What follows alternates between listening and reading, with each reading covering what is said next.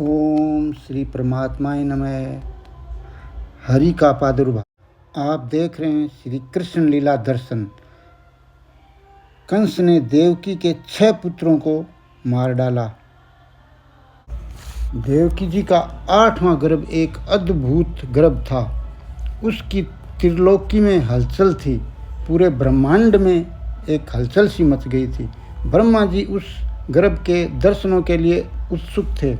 ऋषि, महर्षि, सिद्ध, गंधर्व उस अभूतपूर्व गर्भ को देखने के लिए लालायित थे। इंद्र से लेकर 33 कोटि देवता उसकी प्रतीक्षा में एक एक दिन गिन रहे थे। सूरसेन और माथुर मंडल में स्थान स्थान पर इस बच्चे की चर्चा थी।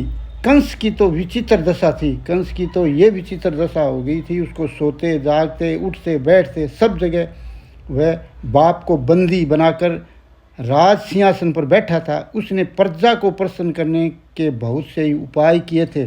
वह राज्य की देख रेख करने में सदा सचेष्ट रहता था। किंतु इस देवकी के 8वें गर्भ से उसकी बुद्धि को एकदम बदल दिया। अब उसे खाते पीते उठते बैठते सोते जागते चलते फिरते हर समय उसी 8वें गर्भ के बालक का ध्यान रहता है। कभी कभी वह चौंक पड़ता है और समझता है वह मेरे सिर पर आ गया है। जगत में उसे उस गर्भ के सिवाय और कुछ नहीं सूझता था। इधर वसुदेव जी का बुरा हाल था। उनका तेज पहले से भी बहुत अधिक बढ़ गया था। जो उनका कभी सम्मान नहीं करते थे वे भी अब अपने आत्मीयता से अधिक आदर देते हैं। जैसे कोई हारा हुआ आदमी एकदम से प्रधानमंत्री बन जाता है तो उसका आदर कैसे करती है जनता, इसी तरह उनका वसुदेव जी का भी सम्मान होने लगा। अब अपने आत्मीयता से अधिक आदर करने लगे। सभी प्रकार की रिद्धि सिद्धि बिना बुलाए अपने आप उनके पास आने लगी। इन बातों से उन्हें प्रसन्नता होनी चाहिए थी, किंतु उन्हें उल्टा दुख होता। सोचते थे जिसके पैदा होने से पूर्व इतना अधिक ऐश्वर्य है उसके पैदा होने पर न जाने क्या होगा। किंतु वह निर्दयी कंस इसे भी अन्य बालकों की तरह मार डालेगा। यही सोच कर वे सदा दुखी बने रहते थे। और उधर देवकी मैया का तेज तो अभूतपूर्व बढ़ गया था। अंधेरी कोठरी में भी वे बैठ जाती तो ऐसे प्रकाशमान हो जाता जैसे हजारों सूर्य एक साथ चमक रहे हों। वहाँ भी प्रकाश फैल जाता। कंस बार बार उन्हें देखने के लिए आता और भय उसको इतना हो गया था कि उनके मुखमंडल के अभूतपूर्व तेज को देखकर ही वह समझ गया कि मेरे प्राणों को हरण करने वाला अवश्य ही इसके उधर में आ गया है। इधर कंस भी डर रहा था और उधर देवकी भी भय था और वसुदेव जी भी चिंतित थे।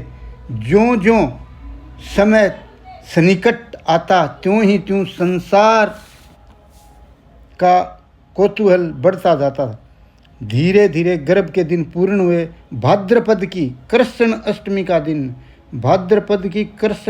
का दिन कंस कई बार कारावास में आकर वसुदेव देवकी को देख गया था। उसने इसीलिए इन्हें बंदी बनाकर कठिन पहरे में रख रखा था कि कहीं ये गड़बड़ न कर दे। कंस का भय तो देखो कितना खतरनाक भय। पहरे पर बड़े बड़े विश्वस्त असुर नियुक्त किए थे जो सदा सावधान रहे। अष्टमी का दिन बीत गया। रात्रि आई। चारों ओर अंधेरा छा गया। आकाश में मेघ गड़गड़ाने लगे। आकाश एकदम से बोलने लगा और जब आकाश बोलता है तो सब चौंक जाते हैं, मानो वे भगवान के जन्म के उपलक्ष्य में नगाड़े बजा रहे हों। बिजली बार बार चमक उठती है और उसी समय बिना ही किसी प्रकार के कष्ट के ईश्वरों के भी ईश्वर श्री हरि अपने चतुर्भुज रूप से प्रकट हुए। देवकी जी और वसुदेव जी की आंखें चौंधिया गई। वे समझ ही न सके कि ये क्या है। कारावास में चारों ओर प्रकाश छा गया, जैसे पूर्णिमा की चांदनी पूरी की पूरी कारावास में समा गई हो। सामने उन्हें मंद मंद मुस्कुराते हुए श्री हरि को देखा। उनके चारों हाथों में शंख, चक्र, गदा और पद्म शोभा दे रहे थे। शरीर की शोभा अलसी के पुष्प के समान गहरे नील रंग की थी।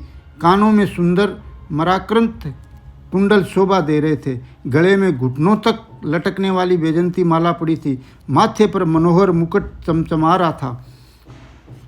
कौस्तु भस्मणि के प्रकाश से 10 दिशाएं प्रकाशित हो उठी। वसुदेव और देवकी अपने दोनों हाथ जोड़कर दीन होकर आत्र सुर से स्तुति करने लगे। हे प्रभु, आप विश्व ब्रह्मांड के एकमात्र स्वामी हैं। हे पतित पावन, आप ही सब के उद्धार हो। हे भगत भयहारी, आपका अवतार अवनी के भार को उतारने के निमित्त होता है। आप ही गो, ब्राह्मण, देवता तथा साधु पुरुषों के एकमात्र अवलंब हो। जिनसे ये सभी प्रपंच पैदा हुआ है, वे मेरे गर्भ से पैदा हुए हैं। इस बात को कौन स्वीकार करेगा? मंद ब्रह्मा, जिनकी योनि जिनमें स्वयं गर्भ धारण करके इस सरासर विश्व को उत्पन्न करते हैं, वे मेरी योनि से उत्पन्न हुए। ये हास्यपद बात नहीं है तो क्या है? हे त्रिलोकेश, आपके चरणों में आपके चरणों में मेरा बार बार प्रणाम। आप ऐसा करें कि हमारी हंसी न हो। इतना कहते कहते वे फूट फूट कर रोने लगी। हरि शरणम राम। आगे की कथा अगले भाग में हरि इच्छा हुई तो आपको ज़रूर सुनाएंगे। राम। हरि शरणम।